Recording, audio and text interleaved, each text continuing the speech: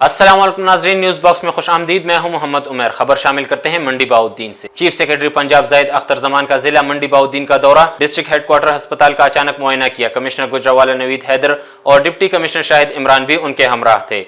अस्पताल के मुख्तलिफ शोबों का तफसीली मुआयना किया। उन्होंने मुख्तलिफ ward, emergency, admin block, data entry और फार्मेसी समेत सफाई सुथराई और सिक्योरिटी का जायजा लिया और मरीजों से उनका हाल अहवाल दरियाफत करते हुए तबी सहूलियात की फराहमी से मुतल्लिक दरियाफत किया। इस मौके पर चीफ सेक्रेटरी पंजाब ने कहा कि वज़ीर आला पंजाब के खसूसी हिदायत पर पंजाब भर के तमाम सरकारी अस्पतालों में अवाम उन्नास को सेहत की बेहतरीन सहूलियात फराहम की जा रही है।